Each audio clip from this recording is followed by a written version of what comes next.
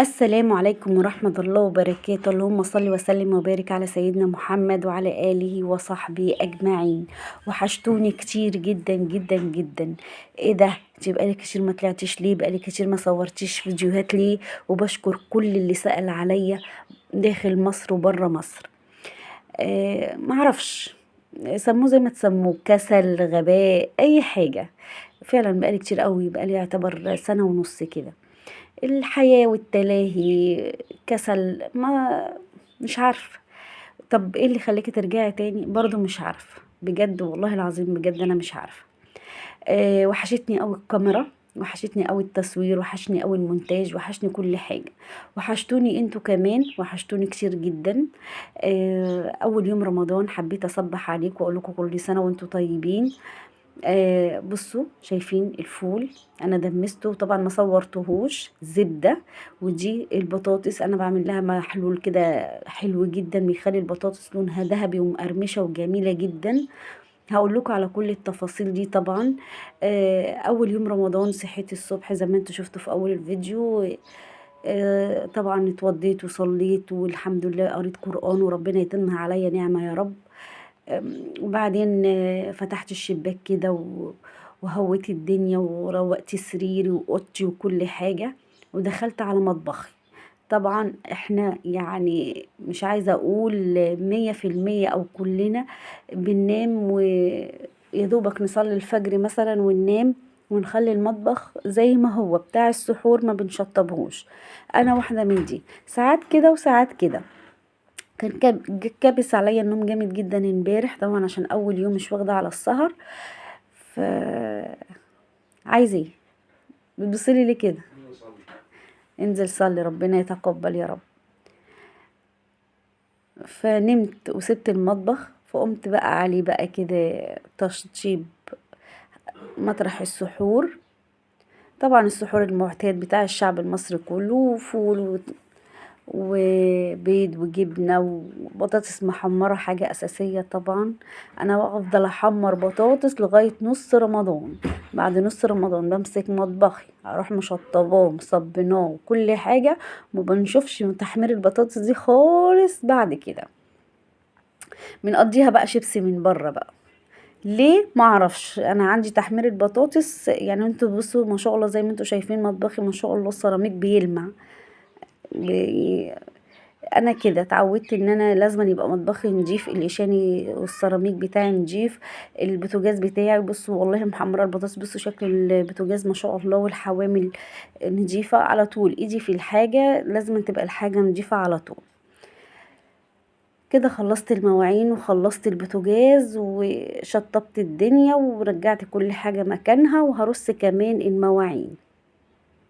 انا بحب كده احط فوطه كده على البوتاجاز، بغطيه كده، مدياله قيمته. يعني بوتاجازي في مطبخي انا مدياله قيمته، ما بحبش اهينه خالص. ويوم ما بهينه برجعه تاني وارد له اهانته يعني. رصيت المواعين، ودي طبعا الفوطه اللي هي النشافه اللي انا بصفي عليها المواعين، وارجع انشف طبعا الرخامه والحوض والحنفيه، واخلي مطبخي كده جميل. وسلام بقى لو رشة ديتول كده، تبقى حاجة حلوة. كنت جايبة على العرض ده فيبا من فتح الله، حلو جدا. العرض 2 جيركن 3 لتر، يعني الاتنين 6 لتر. عرض حلو جدا. ودي برضو شوية طلبات كده كنت جايباها، برضو هبدأ ارصها واخلص كده حالي ومحتالي ومطبخي وكل حاجة بقت زي الفل ما شاء الله. الحاجة طول ما ايديكي في الحاجة بتبقى الحاجة ما بتاخدش منك اي وقت خالص. دخلت بعد كده بقى على الصالة عندي، نفضت الركن وفتحت الشباك كده وهويت الدنيا. ودي دفاية كده بنحطها على رجلينا كده واحنا قاعدين. ودي مكوك حبيبة قلبي، كانت لسه يدوبك صاحية من النوم، صاحية على الموبايل. وبعد ما خلصت كده شديت الشقة كلها بالمكنسة. كنت طبعا قلبة الشقة كلها قبل رمضان. انا من نوع يا جماعة اللي ما بحبش الزينة خالص. زينة رمضان دي يعني في الشارع، انما في البيت ما بحبش الزينة خالص. اجواء رمضان ديت كده صلاة عبادة. انما الزينة والحاجات دي كلها انا بعتبرها ان هي فرحتها في الشوارع، انما في البيت ما ماليش في الحاجة زي كده. صحاب بنتي بيقولوا لها خدي يا هنا زينة وعلقيها والكلام ده وكده.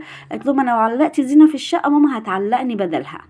ماليش في الحاجات دي، مش عارفه، اي حاجه فيها كركبه، اي حاجه فيها حاجه، ما اعرفش انا صح ولا انا غلط، بس انا ما بحبهاش يعني، انا كنفسي ما بحبش زينه رمضان في قلب الشقه. الزينة ديت في الشوارع والفوانيس والأنوار كلها، أجواء رمضان ديت بحبها في الشارع. إنما كمان أنا عشان ممكن ما بقعدش في شقتي في رمضان، يا دوبك بس باجي مثلا على النوم. عيالي بيفضلوا فيها مثلا لو في دروس ولا في مذاكرة وكده، لأن أنا طول شهر رمضان ربنا يبارك يا رب في حماتي وفي أمي يا رب، ويبارك لي في عمرهم يا رب. فبقضي معاهم في الفطار وكده. فما بقعدش يعتبر في الشقة الا بس ساعة السحور، بطلع بالليل بس ساعة السحور وكده. شديت طبعا من المكنسة كده كلها الشقة كده وخلاص خلصت، ورشيت كمان معطر. ده كله كان ابني ساعتها لما كان بيقول لي وانا بسجل في اول الفيديو، كان لسه هينزل يصلي الظهر. احنا نمنا متاخر وصحينا بدري برضو عشان لسه برضو متعودناش على مواعيد شهر رمضان. تعالوا اوريكم حاجه، بصوا ده النيش بتاعي اهو، بصوا شايفين، والله العظيم ده بقاله سنه بالظبط ما اتعمل فيه حاجه، ما اتعملش فيه اي حاجه. بصوا يعني تراب، مفيش يعتبر تراب خالص. بصوا محافظه على الحاجه ازاي. انا لسه بقى هشيله واعمله، متعوده كده ان اول يوم رمضان ان انا اشيله واروح مصبناه واروح رصاه. بصوا ده بقاله سنه بالظبط. يعني انا متعوده ان انا كل سنه بروح افطر عند حماتي، بس بقالي سنتين بروح اول يوم بفطر عند ماما، ربنا يبارك فيهم يا رب سواء حماتي او ماما. فقبل ما انزل بروق شقتي واشطب مطبخي واروح عامله النيش. لحقت ما لحقتش يعني مثلا انا صبنه وما اجي بالليل اروح مرصيه رصاف. بصوا ده يعني اعمل فيه ايه مش عارفه، بس انا خلاص اتعودت ان انا كل سنه اشيله وان انا اعمله. بصوا والله العظيم نضيف، فله شمعه منوره. بصوا حتى الكوبايات والكاسات من جوه والله نضيفه، بس انا خلاص اتعودنا على كده. يا دوبك بس هشيل الحاجه واروح مصبناه واروح منفضه من وراه وملمعه من بره وارجع ارصه على نظافه. بيقعد عندي السنه بالشكل ده. يلا نفضيه مع بعض وان شاء الله نلحق حتى نصبنه قبل ما ننزل. هبدأ اوسع لنفسي بقى بالشكل ده كده عشان ابدأ افضي النيش ده كله في قلب الارضية. هروح اجيب كبرتاية نضيفة عشان اما اجي اصفي النيش بعد ما صبنه طبعا بالمية، اصفيه على الكوفرتة اللي انا هفرشها، عشان انا ما شلتش السجاده ده كله، انا ما شلتش السجاده وما شلتش اي حاجه، دوبك بس بفضي النيش بالشكل ده كده اهو. الكوفرته اهي، هبدا بقى اغسل واروح مصفياه على طول. اقعد بقى كده، بصوا فضيته اهو بالشكل ده كده. هبدا بقى بصوا الطبق ده فيه ايه، حاطه فيه ميه عاديه جدا من الحنفيه، وبصوا شكل الازاز، وحاطه فيه شويه مع يعني غطا واحد بس كلوركس الوان ومعلقتين خل، بيخلي الازاز ريحه ولمعان في حته تانية خالص بجد بالشكل ده كده.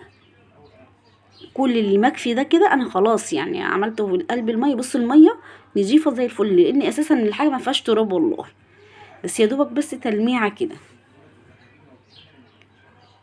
وده كده اول يوم رمضان عندي الصبح، وطبعا هخلص بسرعه وهلبس واروح عند ماما عشان هفطر ان شاء الله النهارده اول يوم كده عند ماما. وكل سنه وانتم طيبين.